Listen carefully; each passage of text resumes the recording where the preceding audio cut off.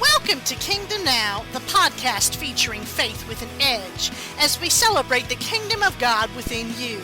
I'm your host, Dr. Leanne Marino, apostle, author, and theologian, and founder of Spitfire Apostolic Ministries and all the works that go along with it. I'm excited to share this program with you as we explore the ins and outs of counterculture Christianity present as you live out the kingdom of God in your everyday life. Want to learn more? Visit my website at kingdompowernow.org. And now, our program, which features a variety of formats here just for you. Interviews, teaching and preaching proclaimed everywhere from my North Carolina studio to Sanctuary and beyond. And powerful insights here for now as we turn the world upside down everywhere we go.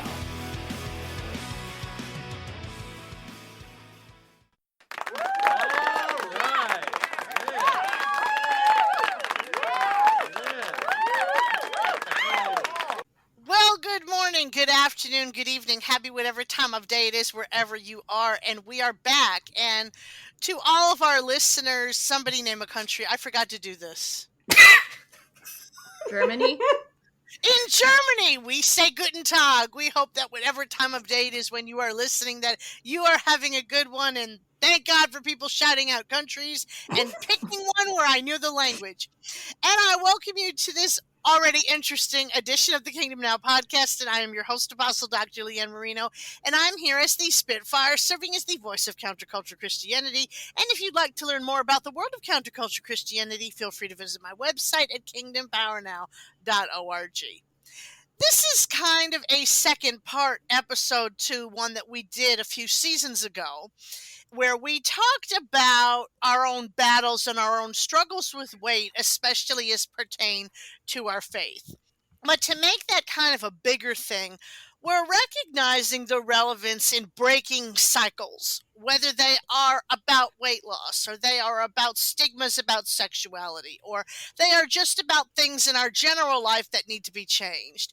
And actually, over the past few years since we did the original recording, we've all done and made a lot of efforts towards cycle breaking in our own lives.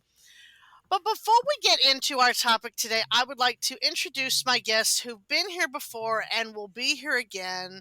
And we really felt that when it came time to launch season 5, that we needed to open up with something that really, really set the tone, because I tend to find that seasonally we tend to go with themes. And so I'm really hoping that this can relate in that vein. And we have now, Minister Charlie Reep, who is ordained as of almost 2 months at the time of this recording, and Minister Nick Lewis, both of Sanctuary International Fellowship Tabernacle in Charlotte. Y'all go on and introduce yourselves, and then we'll talk. Well, you've already said minister. You've already said my name. All you've left to mention is my pronouns. So, hey, I'm Minister Charlie, and I use they, them pronouns. Don't you have a blog or something? Oh, yeah, I figured I would mention that at the end. But yeah, I also have Mention a blog. it both times. Okay, fair. Yeah. I'm really excited to announce that after being on Tumblr for so long, like I still have my old Tumblr account, so y'all can still follow me on there if you want to. But I now have a bona fide website with a .com and everything. So if you want to, I guess, learn more about me, learn more about Sanctuary, find resources for being queer or for deconstructing, you can go to beloved-not-broken.com. Okay. Nick. Yo, I'm Minister Nick, pronouns they, them. I am specifically Minister of Music and Worship Leader for Sanctuary, so fun facts about me. I also have a website now, not just a blog, with the fancy.com too. It is nickfits.com. That's NIKFITS.com. Still building out the website with like resources and stuff, but that's a work in progress. So it'll be up at some point in the future, hopefully soon, but we'll see. So, yeah. So it's always great to have y'all back. And actually, it's great to be back recording again because We were on hiatus for a little while, and actually, I was able to get the season done so far in advance that we had a pretty decent pause, gave some time to work on some stuff and update things for all of our blog listeners. But I would like to talk a little bit about how this podcast came to be, and then I'm going to turn it over and let you guys talk for a while. So, what happened was very, very early on in the relationship that I'm currently in, I was talking, I think it was actually with you, Charlie. We were going somewhere or something, and I remember being in the car with you, and I was basically expressing that the guy I'm seeing had expressed certain feelings about his weight, and I pretty Mm-hmm. much made the point of saying to him that, if you decide you want to change something or you want to make efforts towards health or something like that, that's your choice. But I am absolutely positively not going to name call or shame or do any of that because I've lived with Mm-hmm. that my whole life. And Yeah. I am not going to do that to somebody else. And you told me that I was breaking the cycle. Yeah. And I never thought about it in those terms because pretty much the only times that we hear about breaking the cycle are when people have children. Yes. They Mhm. decide they're going to have children and they don't want to make the same mistakes that their parents made, or they don't want to repeat the mistakes that their ancestors made, and all that crap. And they'll make new ones, but in traumatized a new way. But anyway, we pretty much kind of hear about it that way. But I never really thought about the fact that when we really start to be better, if we do this for real, if we really work on ourselves and really work on different issues that we have and really learn about them and take steps, we're not just breaking cycles whether we have children or not. We're breaking them in our relationships. We're breaking them with our friends. We break them in our communities. We break them in our churches. And what an important precept that is. And in saying that, I open up now for y'all to talk for a little while about your own thoughts or about your own stuff you'd like to add to this because I know this is stuff we've all been working on. I'm gonna Nick, let do you Chuck want to go go first first? because no, I'm gonna Oh. let you go first because I know you're already working on like a 10,000 part thesis on this, so Okay. Yeah. So I guess a little bit of background. I do not remember what I mentioned on our thinness is not next to godliness Same. podcast. I haven't listened to it in a while, but Same. yeah, the discussions that we had there like really resonated with me. I grew up like really steeped in diet culture, and because my parents were devout Christians, they were also like we also had the whole Christian diet culture come into play.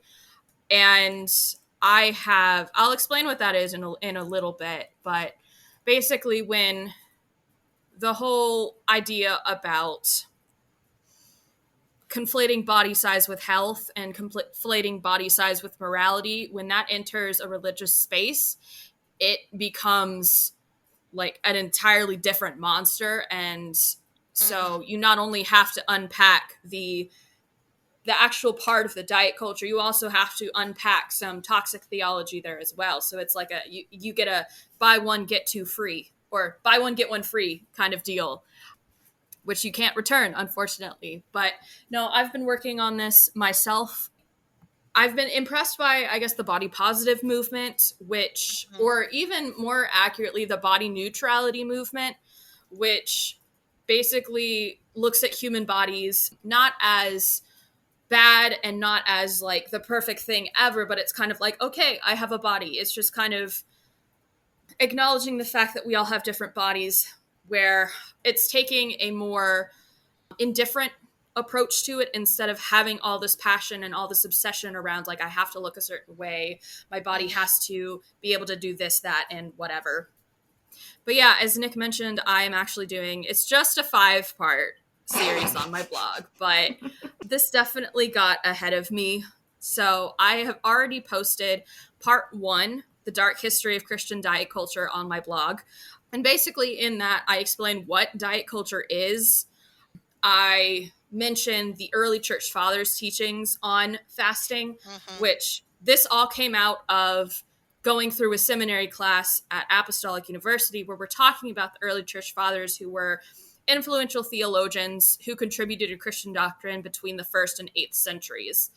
Not all of them had, these major qualifications. In fact, some of them were just some guy with opinions. And so... Yeah, they were nicer than some of the other guys with opinions, but yeah. Like, I would hang out with the Pretty Desert much. Fathers before, like, Tertullian, but yeah. Fair. I mean, yeah, Tertullian is technically an early church father, though. Yeah, I still don't claim him, though, but anyway. Yeah, no. Anyway, Tertullian had some rather interesting things to say about women and, like, sheep. For some reason, he had an opinion about like what color wool should be, but that's besides the point. So yeah, this blog goes through. God, it wasn't enough to just talk about the women. Yeah. No, so for this blog post, I pull out a bunch of quotes that seem to lead us into the trajectory of modern day diet culture, which is basically saying like, hey, we need to really practice self-control. And by that, we mean like essentially starve ourselves. And then I get into the sin of gluttony a little bit with the caveat that gluttony is a form of pleasure seeking rather than a way to nourish the body. It was a contemporary vice that the early church fathers were dealing with. And as I will explain as we go through the history of American diet culture, that it was something only really the wealthy could do because they were the only ones who could afford a lot of food, who could afford to throw these massive banquets and overeat for the pleasure of overeating. Now, I came across this book called Born Again Bodies, Flesh and Spirits in American Christianity by R. Marie Griffith. And it is dense, but it is informing my opinions that will go into the next 4 parts of this blog series. So Griffith basically talks about the history and motivations for American diet culture, starting with the 16th century with the Protestant reformers, talking about how they had basically seen what the Catholics were doing as far as fasting goes. And they said, we don't want to do that. We want to follow a more scriptural, more carefully wrought attitude of detachment toward the flesh. And so they went back to doing fasting for like real spiritual reasons. As the century went on, fasting continued to be done for religious reasons, again, as a response to the incorrect methods of fasting. But people also started to do it with for health reasons to treat what basically we would classify as mental health issues. So here we go. So a quote from page 31 of the book says, in both England and America, ministers and doctors also regularly prescribed fasting as therapy for melancholy and all types of madness. So then we get into the 18th century. Again, fasting done for religious reasons, but it's also in response to gluttony of the well-to-do. I won't get into some of the characters that inspired this, but there was a lot of literature at the time that portrayed these like rather corpulent individuals, I guess, repenting of the sin of gluttony and like slimming down. But there's another quote that really stood out to me, page 40. As historians have noted, it was during the 18th century that fat, and not simply gluttony itself, became increasingly associated with sin and corruption.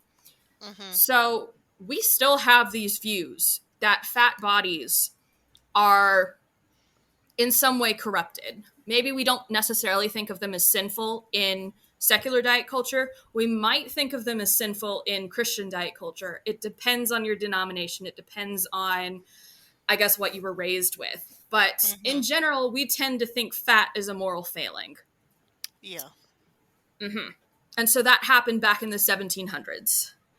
Yeah, so it's surprisingly, like, given the grand scheme of history, it is pretty recent, but still 300 years is a lot more time than I think. Like, I was thinking thinness is next to godliness came from like the 1950s after I did a little bit of research on the topic. But then I discovered this book and I was like, oh no, it actually goes back a lot further. So going into the 1800s or the 19th century, fasting started to fall out of favor as the impact of health became known. So it's interesting that we continue to swing on this pendulum. So 200 years ago, people were like, hey, limiting and heavily restricting your diet does not have a lot of health benefits, as we once thought. And I believe with the body positive movement, we kind of saw that take place. But now I believe the trends are to go back to what we've always gone back to and been like, oh, well, we need to heavily restrict the diet because fat bodies are bad and stuff like that. But we continue to swing back and forth on the pendulum. Now, I am still reading this book. Right now, I'm in the chapters that cover the early 20th century, so the 1900s.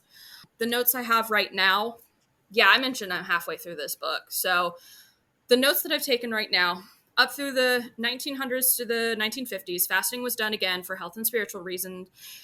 But it was also done in response to this new thought movement, which looked down on bodily functions as this like base thing that, oh, the mind is far superior, we should be above the body.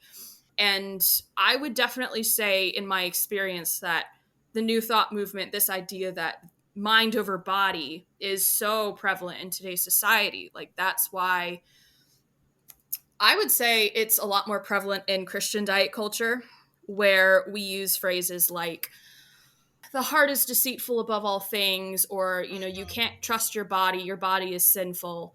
And that has very real repercussions in the form of people being raised in this culture, not, trusting their hunger cues, trying to power through periods where their stomach is growling, where they feel faint, just being like, oh no, I need to eat a certain amount. I don't need to listen to what my body is telling me. And then another effect on fasting in the early 20th century was industrialization, which emphasized the efficiency of the body. Did I get to the mid to late? Yes, I did. I did get to the mid to late 20th century. I didn't post a summary for this yet, but again, we would see the pendulum going back and forth. And let's see. So the author, what I really like is that the author basically takes a holistic approach to uncovering the history of diet culture, and not only looks at Protestant groups, but also looks into Catholicism a little bit. And I think one of her findings is that Protestants are, especially evangelicals, are far more likely to buy into this idea of Christian diet culture than like Catholics are. And it also doesn't seem to be as prevalent in Mormonism, Seventh-day Adventists, and Jehovah's Witnesses. But then the author also looks into gender influences, so male and female. Also mentions some more moderate approaches to fasting, so they weren't all extreme. Like John Calvin, I think, was one of them, saying that, hey, two extremes ought to be avoided. And then John Wesley had similar ideas. And then the author also looks at racism, eugenics, Black liberation movement, all of this other stuff. So there are a lot of influences on what we would define as Christian diet culture today. So this is, I highly recommend reading this book. It is a very, very dense read.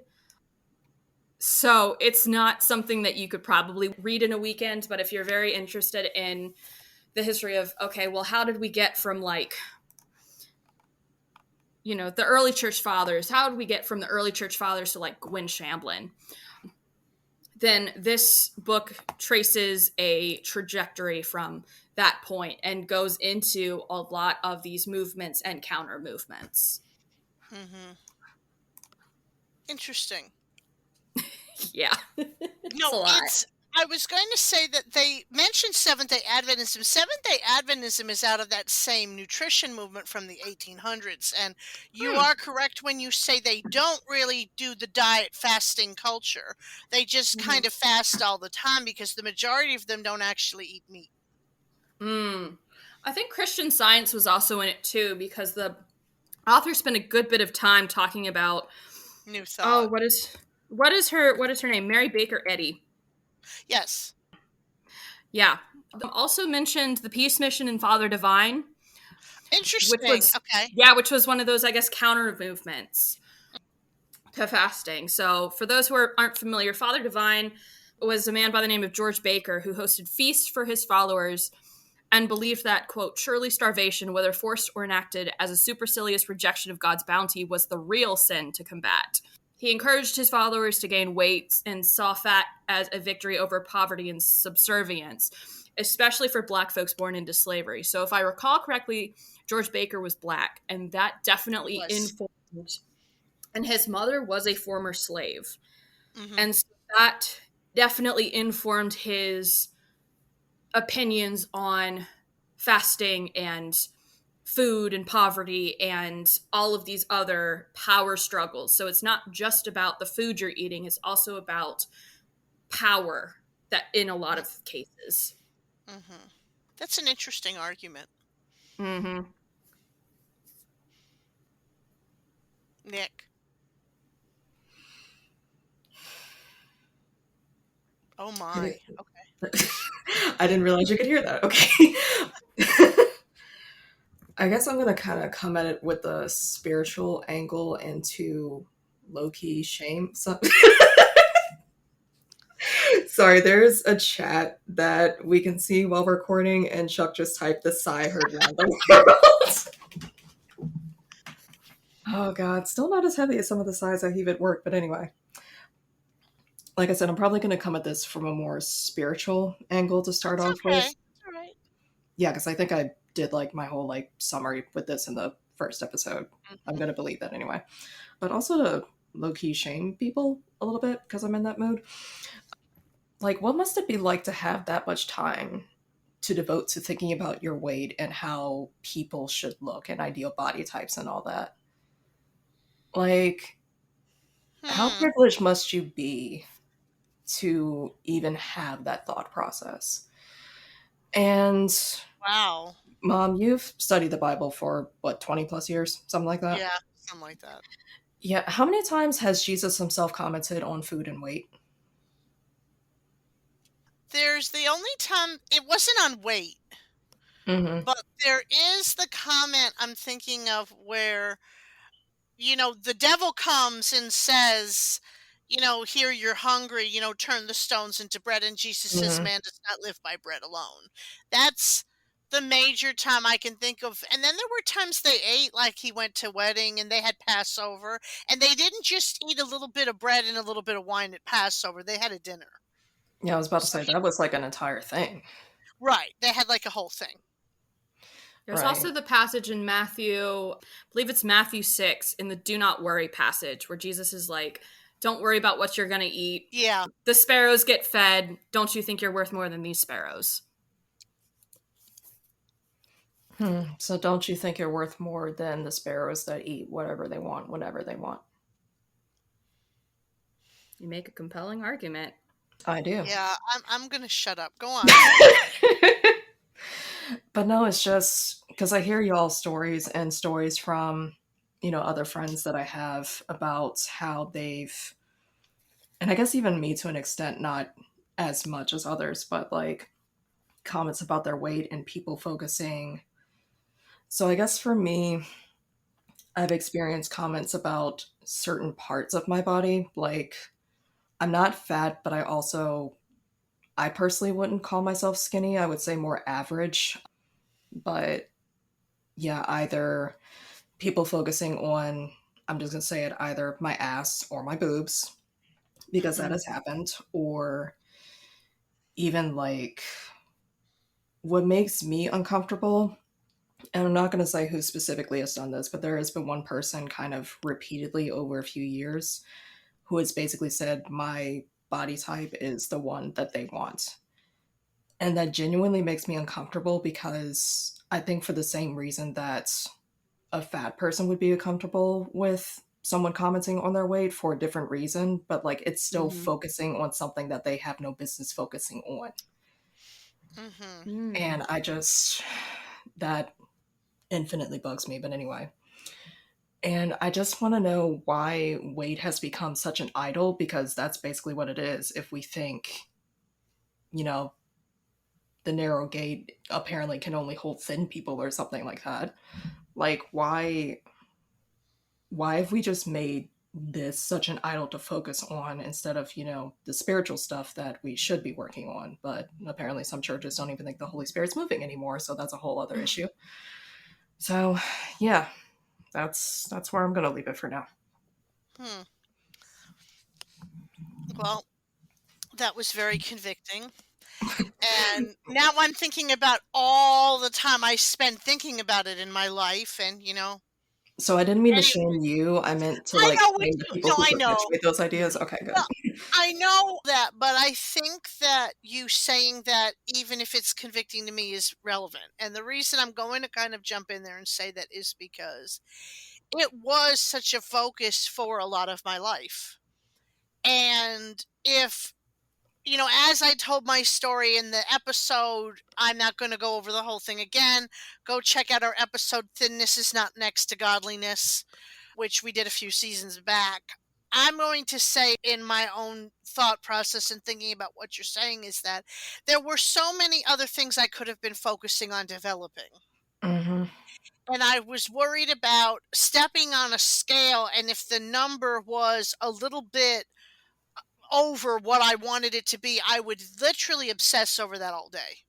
Mm. And I think that part of that, in hindsight, and I think that this kind of relates to some of what both of y'all have said here, that I was Catholic and then I pretty much in there at some point in time transitioned to Pentecostal holiness. And that's a whole other story, which we're not telling today. But anybody who knows anything about the holiness movement is that it's very focused on perfection. And what distinguishes the holiness movement maybe from the evangelical movement or from some other movements, and I do also want to say that not all Pentecostals are holiness adherents, that is a specific sector of Pentecostalism.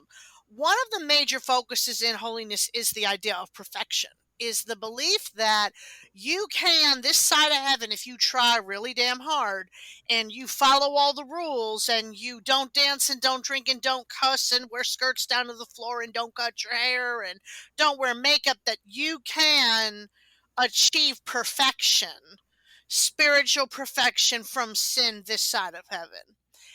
And when you have somebody who's already compulsive, Mm. okay, which is me, and you already kind of have a propensity toward thinking things need to be perfect. Mm. And they kind of bring up this topic.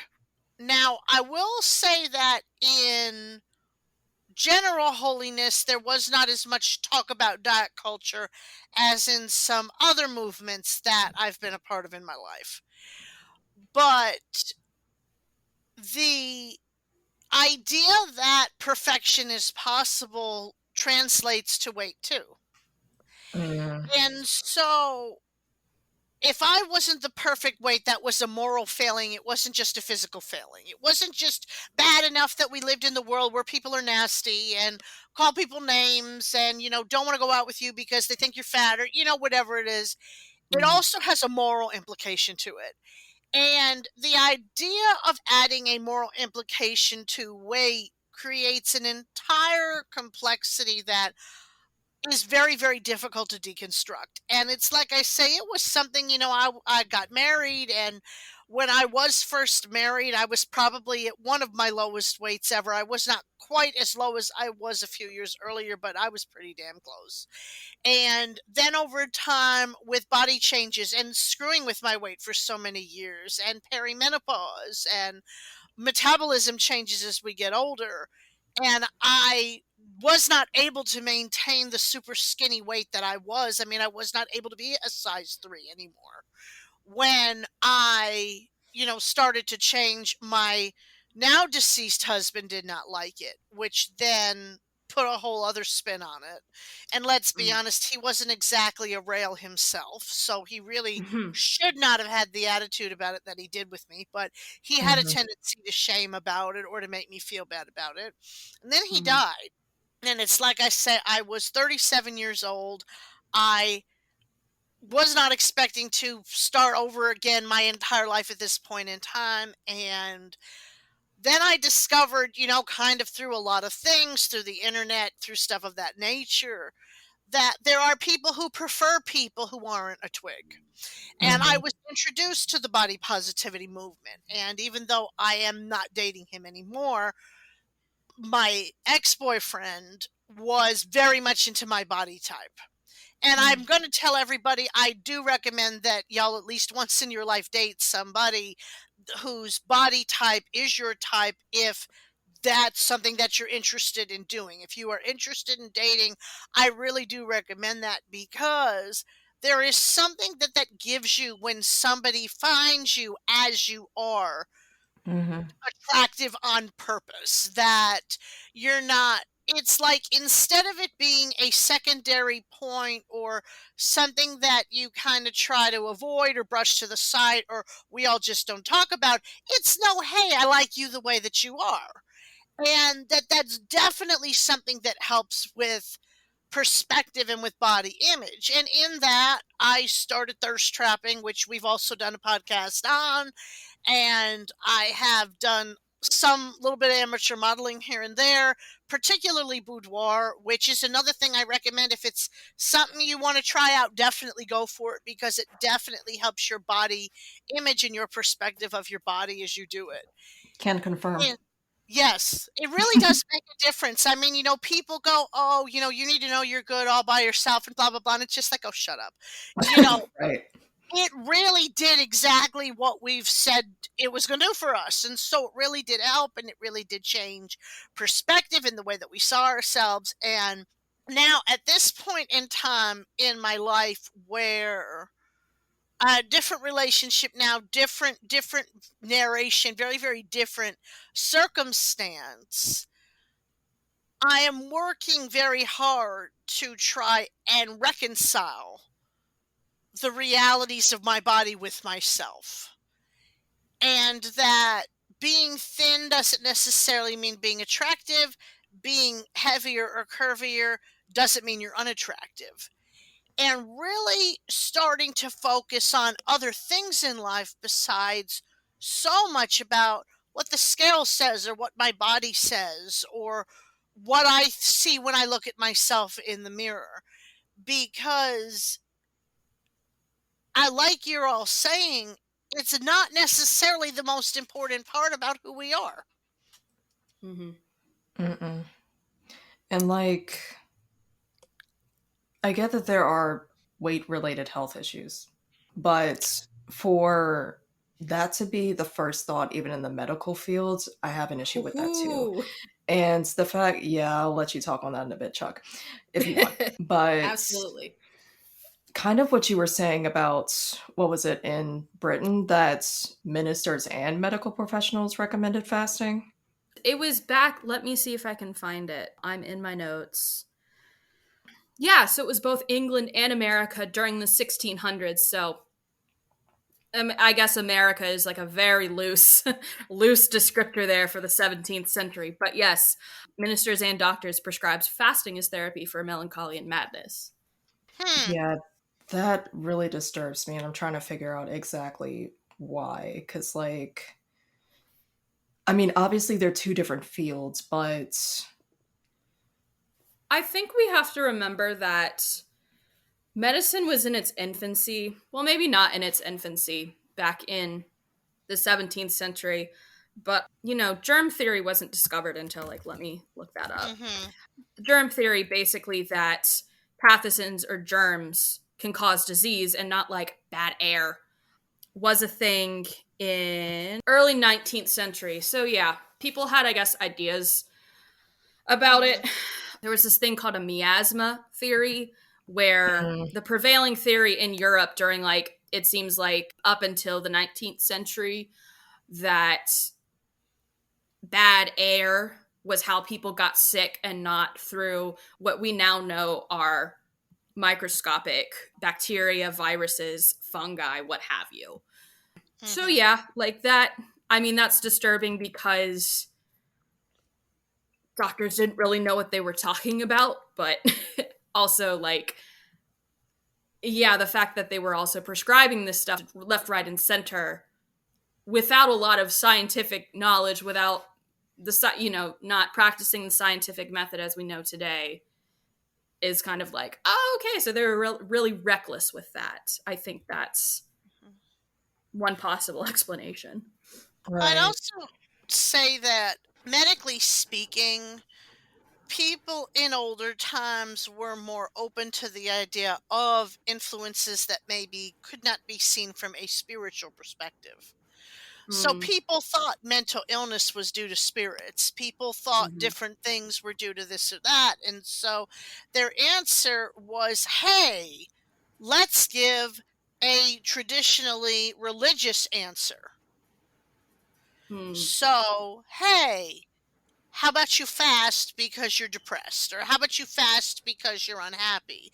Gee, let's make you feel even worse.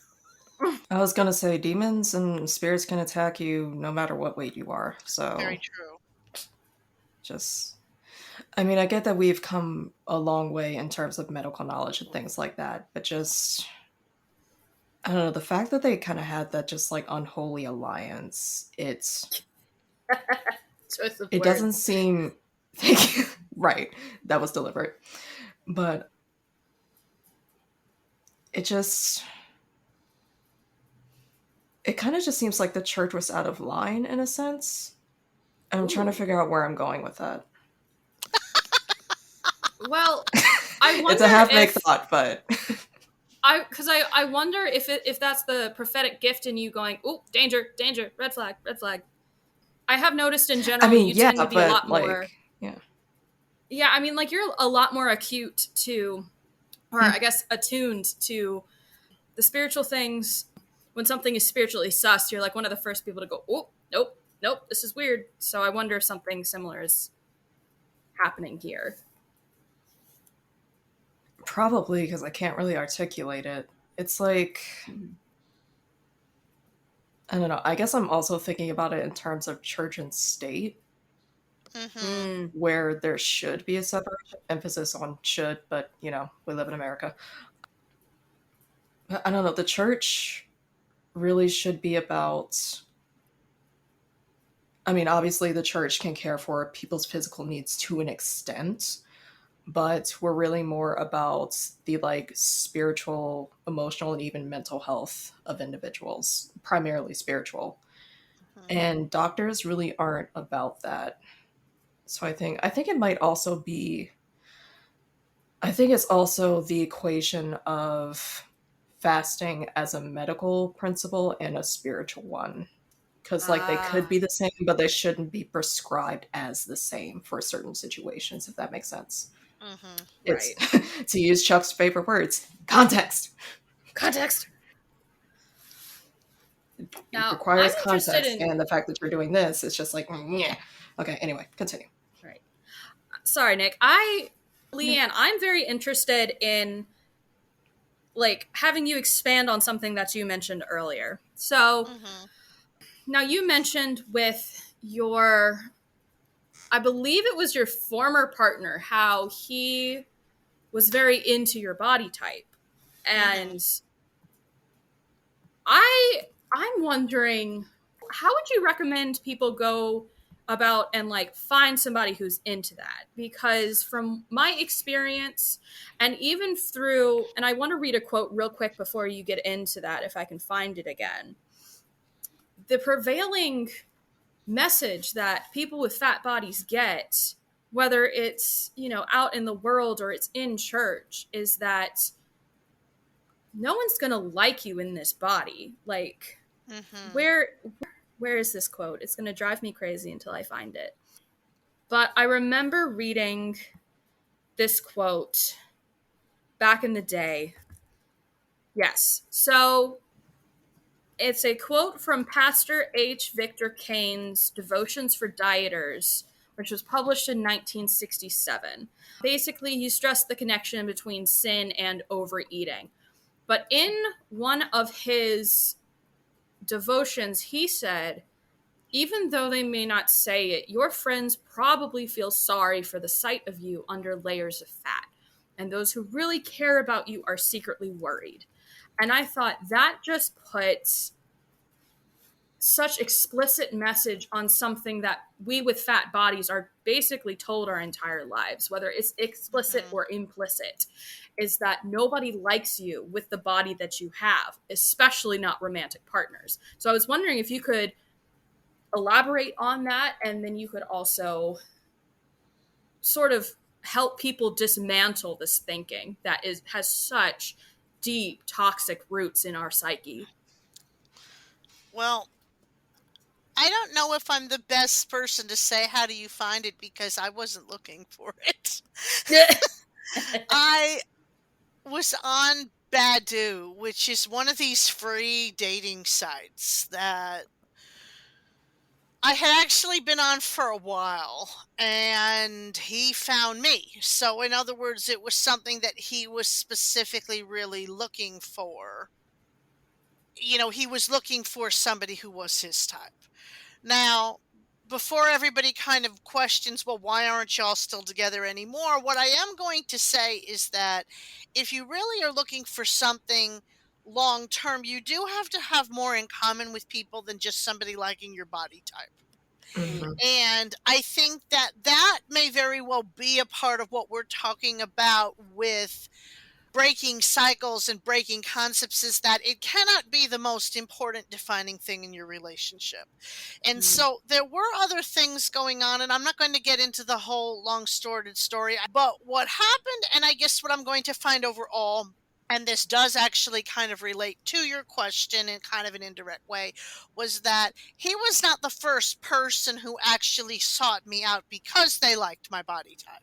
He was the one I wound up going out with for a while, but he was not the only person that I ever went out with or that I ever found for that reason. And what I will say is that I had no idea that there was a community of people who preferred women who maybe weren't rail thin.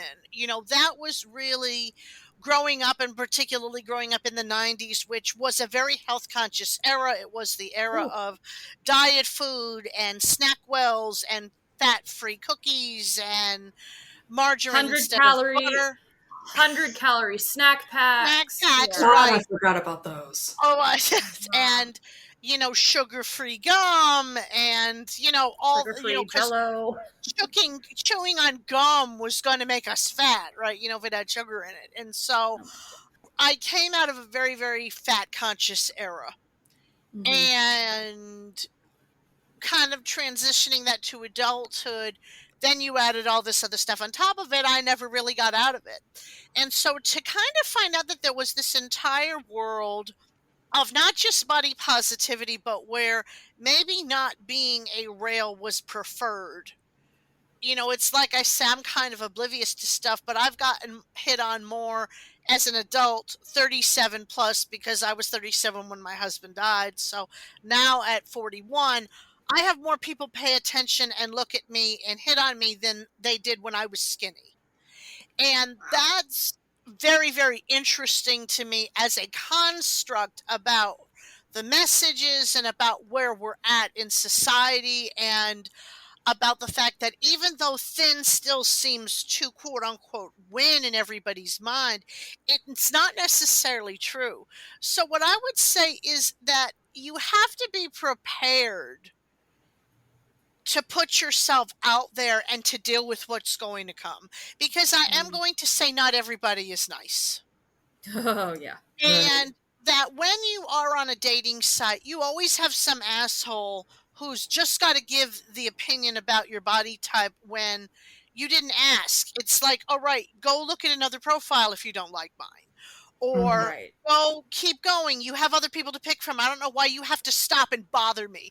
But what I'm going to tell you Mhm. is there are always people like that. There are always things that you're going to encounter like that.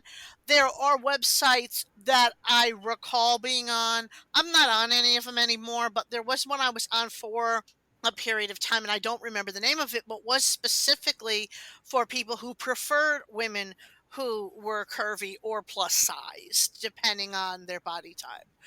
There is an entire world out there. If there's a body type, somebody's attracted to it.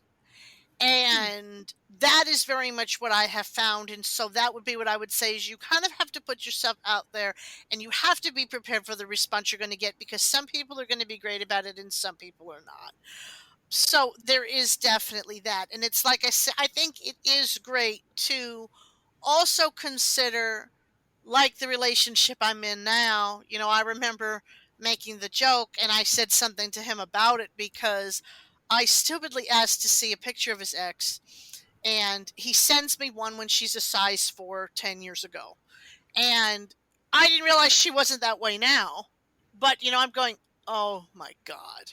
And that's the only thing in my mind. And I mean, suddenly I'm very, very self conscious of Mhm. myself. And, I remember asking him about it, and he says, there ain't nothing wrong with it, darling. It's just a little bit more cushion for the pushing, as he said it. And My I gosh. laughed about that, and I thought that it was kind of cute, but it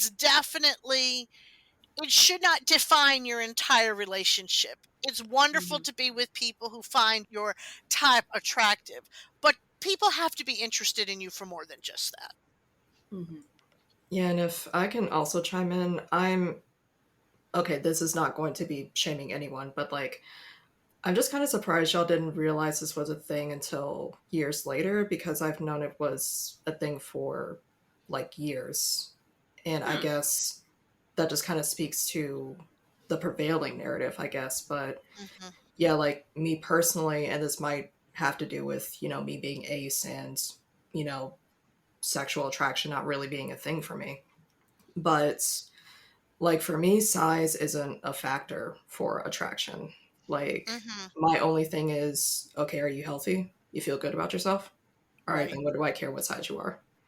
Mhm. Like for me, it's more of the emotional attachment. I'm sounding very asexual and aromantic right Mm. now. Okay, Yes, you but are. I mean, that's okay. yeah, it's just like, yeah, I am this way. Cool, yeah, Mhm. but Breaking the cycle. yeah, but and I guess that is kind of a cycle breaker in a way too, because people like me who do feel this way, it's just like, hey, we really don't care what society says. We don't care what anyone says you should be like. If you're happy with how you look, then that's fine, and I'm happy for you. And Hmm. that really should be what it's about. And kind of like what you said, Mom, people are attracted to what they're attracted to. People have different likes. Not everybody, what society deems attractive is not everyone's attraction, if that makes sense. Right. And like I mean, I've done a sermon with BDSM, so people kind of know I just have this, but like kinks exist. Mm. So people are into different things that really aren't conventional or mainstream. So Mhm. yeah. Yeah. If I may throw something out there too, based on what you just said, I Hmm. also think that I'm glad you pointed out the ace and the arrow connection, which I know some people probably roll their eyes because it seems like it's what we always talk about. I But mean, it's who we are, so. it's who we Or, are in different ways and in different variations. We all mhm, are. And what I would say is that I also think the Aero Ace community really has something to offer people in that about attraction. Simply because I feel like my entire life, in one form or another, I've been defined by my body. Mm. And it's about how you look or how attractive you are to somebody else or to other people. And obviously, we're not debating that people do find different things attractive, so go sit down somewhere. But that's mhm, not all that matters. And I think that part of breaking the cycle for all of us is in one way or another learning and knowing that we are more than our bodies. And I think that Mm. the Aero Ace community really does offer a lesson in that, because I'm pretty much like you. I mean, people have asked me for years, well, what's your type? Or, I do, I guess, kind of have a type.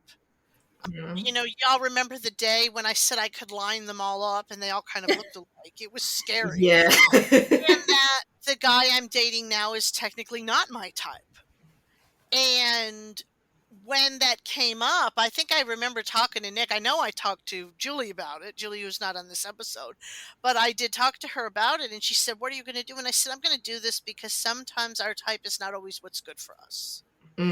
Yeah. And that really had a lot of truth to it. And I guess now saying that was a very Arrow Ace thing to say, that Mhm. hey, maybe this is not exactly what I always go for, but yeah, I'm going to do this, and this is going to see where it goes, see what happens. And it's been a really good thing, because I don't feel so defined by my body, or so, I guess, limited by it in terms of what makes me appealing to somebody else. And that's all part of breaking the cycle.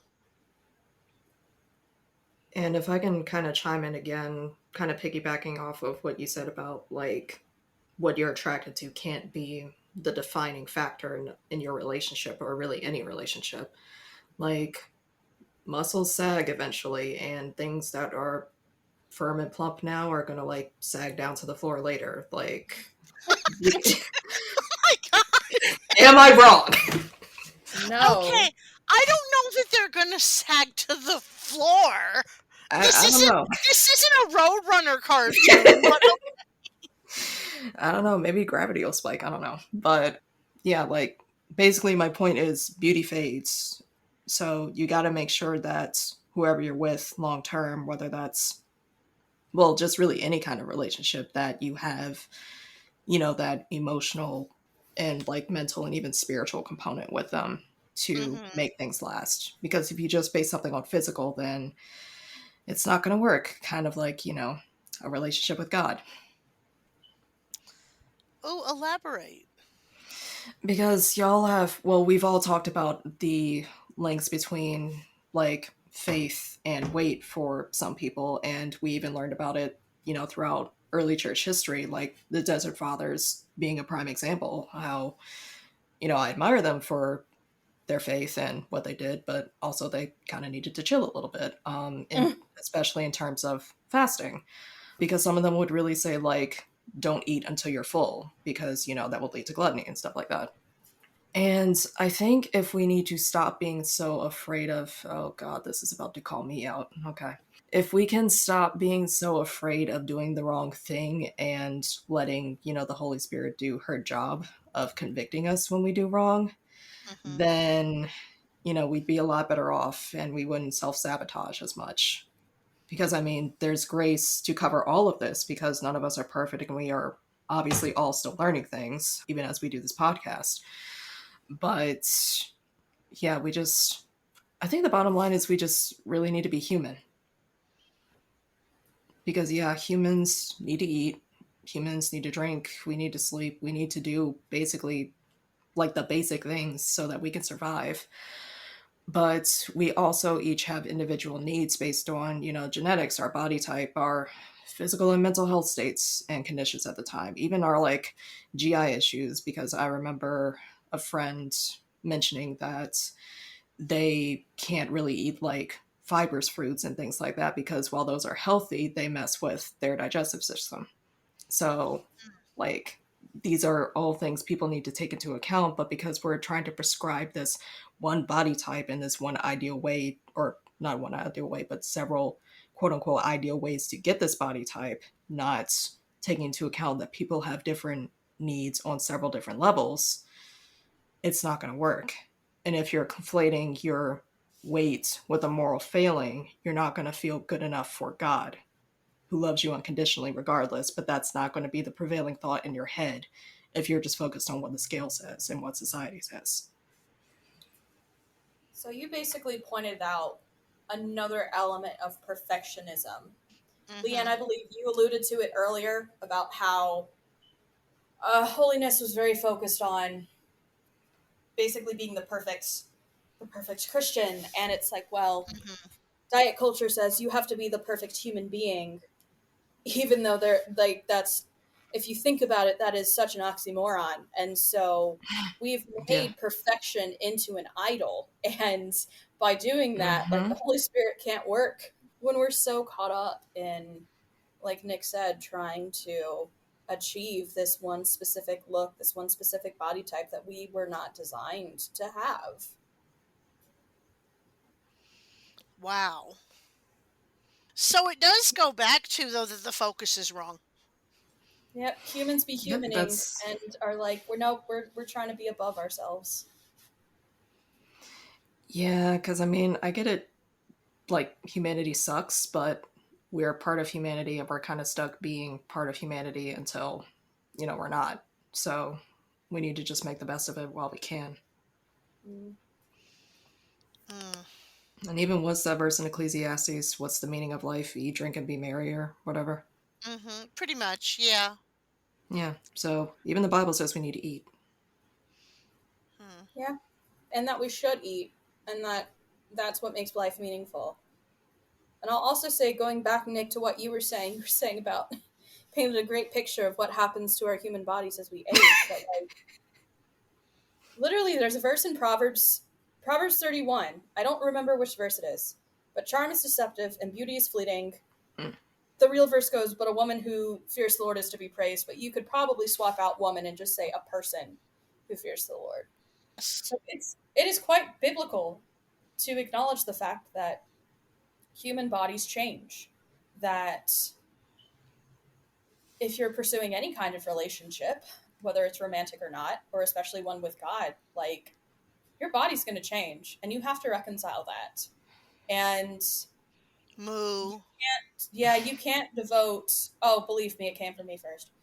You cannot spend most of your mental energy chasing, obsessing over what you were or what you want to be. And you especially should not spend most of your time and energy trying to achieve a certain body type that maybe wasn't intended for you to begin with. If I can circle back to the idolatry thing in a way that just hit me, Yes. idols happen when we make something in our image. And we are trying to make people into our image. Mm. And that's playing God, and we already have God to do that. And I was going to say that if we've experienced what it's like, how awful it is to not fit this mold, to not be the perfect human being, and to sort of face, if we're using the analogy you just gave of people as God, we have faced essentially this false god's wrath for not fitting the specific body type. But like, the true God is so much more gracious and so much more loving and so much more understanding than we give him credit for. And so that just hit me. Like, yeah, I mean, if I were to like choose between the two, I would go with the true God. Like, you know, no contest. Wow. I mean, that's making me think of something I've often said about the gods of the Old Testament. Mm-hmm. When we talk about them being false, it's more than about them not being real. It's that they're false. It's that they Mm-hmm. lead us into false places. They are false representations. They're figments of things that aren't real. They lead us into false realities. And I think that we break cycles when we start accepting reality. And everything that y'all have said here is reality. That, you know, our bodies do change. It's not realistic to think that we are going to fit in the jeans that we wore in high school when we're older in our lives. And, let's talk about what happens to people's bodies. We deal with illness, people have children. We have different circumstances in our lives, and we deal with injuries, and maybe we can't exercise the same way that we used to, or Maybe our maybe metabolism changes. Like maybe we metabolism can't. changes. Even some side effects of like if you have mental health issues and you're on meds for that, some of the side effects of those are weight gain or weight loss, Right. depending on what it Birth is. So, control pills. oh yeah, I those was two. gonna say, I was gonna say, this reminds me of some former coworkers we had where I would kind of get on them because, I'm this 30-year-old curmudgeon versus these are like fresh faced young 20 somethings. And they'll be talking about, like, oh yeah, I had like a Reese's cup and a Mountain Dew for breakfast. And Oh my God, yeah. I'm just over here like, okay, first of all, my stomach hurts thinking about that. Second of all, where's the nutrients? Like, yeah, you Hmm. can absolutely eat that when you're in your 20s and your body can process it. But as you get older, your body will not thank you for that kind of breakfast. You need something a little bit more nutritional. So, yeah, like the body processes change too. And that affects what you eat and, where you store fat and all this stuff. And a lot of this is stuff we cannot control. Right. I read a thing once about that, about, we can, maybe try and control how much we have on our bodies, but the way that our bodies are conditioned to store fat is Mhm. beyond our control. There's Hmm. genetics at play. There is, like, I don't know if this theory holds water, but if you restrict your diet for long enough, like, your body's going to probably fight back against you. I've been It on, does. Yeah, I was gonna It say it does. does. yeah, because I've basically been on a restricted diet like most of my life. And now that I'm actually eating nutritious food now, my body's like, okay, we can finally rest. And Hmm. so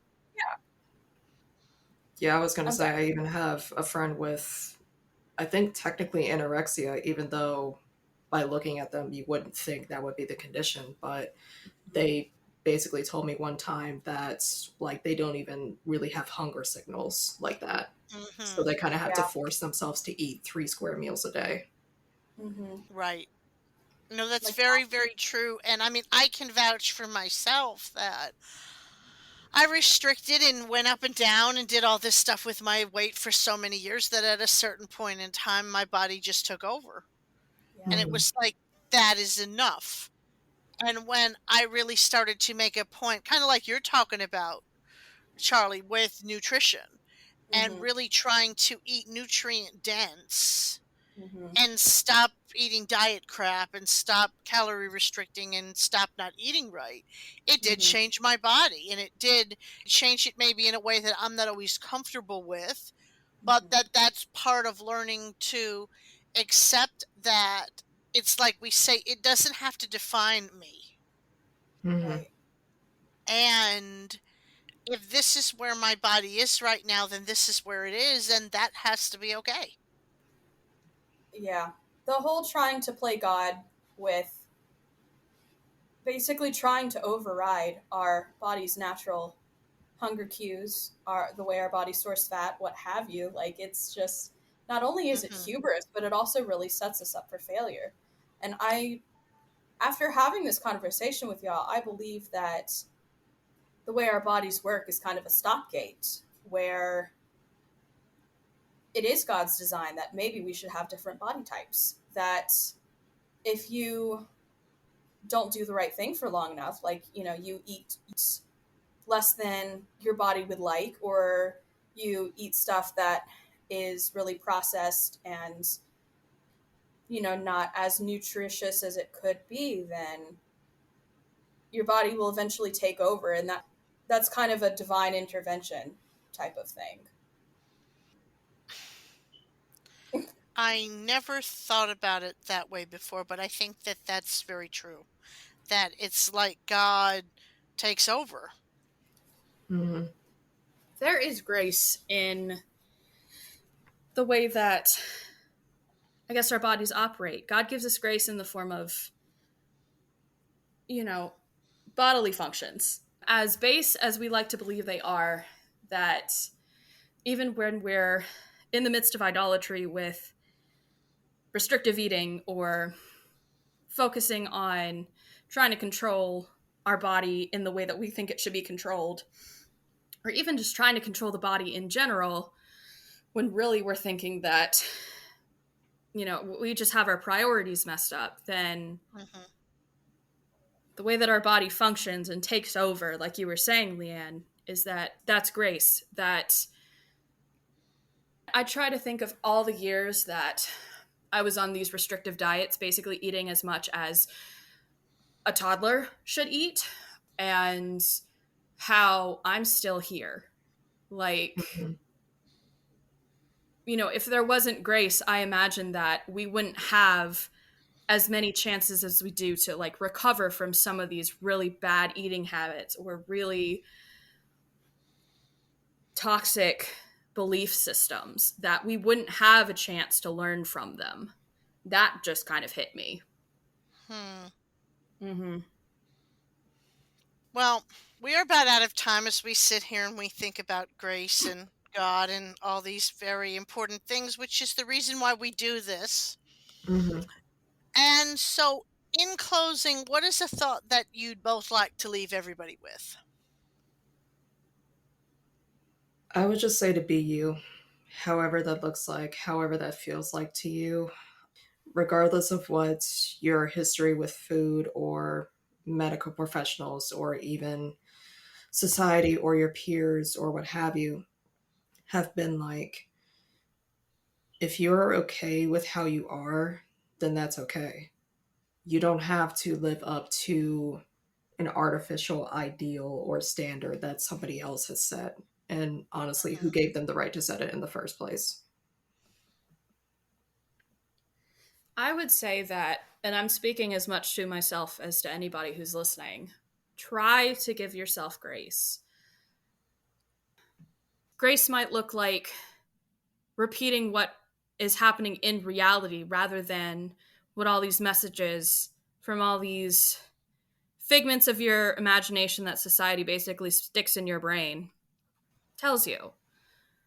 So the thoughts of, I don't deserve to exist in a fat body, or nobody likes me because I have a fat body. Think about what Leanne has said. Think about what Nick and I have said about how there are people who love you just the way you are and who don't obsess about your body as much as you do, who are also probably dealing with the same thoughts that you are. And ultimately, how God gave you a body that helps you survive despite whatever you may do to it in hubris or out of angst or what have you. Yeah, I'd say just try to give yourself grace and ground yourself in reality. Hmm. I think that that's entirely fair. Mm-hmm. Well, I thank you both for being on here today. And how can everybody get in contact with you? I have my blog, nickfits.com. That is nikfits.com. You can also find me, I'm still going to call it Twitter because I'm like that, at nickfits2. That's Nick Fits with the number 2 at the end. I'm also on TikTok at nickfits411. That's NIKFITS and the numbers 411 after. Hmm. Yeah, I post silly little videos that sometimes go low-key viral. It's fun. So yeah. I've got a Tumblr and a TikTok, but you can just go to my website, beloved-not-broken.com, and it has links to both of those social media accounts. Easy peasy. We're very excited that you guys both have official websites and that Yay. you are officially part of the domain world where people can go and check everything out. Well, I thank you both for being on here today. And Chuck, can you recommend the book that you mentioned earlier? Absolutely. So it is called Born Again Bodies, Flesh and Spirit in American Christianity. The book is by R. Marie Griffith. I was able to find it because it was published, I believe, in like 2002 or early 2000s. I was able to find it through my local library. They had a digital copy that I was able to download. But you can also get it on Amazon. They have a Kindle version and they also have a paperback version. Very, very cool. I am also going to recommend for those who are curious about some general issues that relate to faith and that might maybe things that you're thinking about or curious about, especially if you're interested in something like learning more about the Arrow Ace perspective that we talked about today. I want to recommend my book, Just Between Us Christians, Real Answers to Real Questions, submitted by Real Christians. Say that 3 times fast. That's Just Between Us Christians, Real Answers to Real Questions, submitted by Real Christians. It is available in paperback and ebook. Go on Amazon.com or wherever books are sold. Look me up, Dr. Leanne B. Marino, and all of my titles will come up, so go on and check that out. Also, if you are interested in learning more about the world of counterculture Christianity, feel free to visit my website at kingdompowernow.org. That's kingdompowernow.org. Apostolic University Seminary was mentioned earlier, can be done completely from a distance, entirely affordable, and this is one of these programs that you will actually use everything from. So if you are interested in an affordable distance seminary program, go to apostolicuniversity.org to learn more. That's apostolicuniversity.org to learn more. If you'd like to have a conversation with me, follow me everywhere that there's social media. So what used to be Twitter, we're not really calling it what they're calling it now. TikTok, Facebook, WordPress, anywhere that there is a social media site, follow me at Kingdom Power Now. That's at Kingdom Power Now. Reach out. Let's have a conversation. I'd love to hear from you. Also, if you're in the Charlotte, North Carolina area and you would like a place of no favoritism, just family, where we are body positive as well as queer inclusive, check out Sanctuary at welcomeinthisplace.org. That's welcomeinthisplace.org. And if there's information you would like that's not available on our website, feel free to reach out to any one of us and we'll be more than happy to give you whatever information you need. And this is Apostle Dr. Leanne Marino reminding you in closing that you are not just your body. Your body is part of you, but it's not all of you. So don't let it control the entirety of how you see yourself. Until next time, be blessed.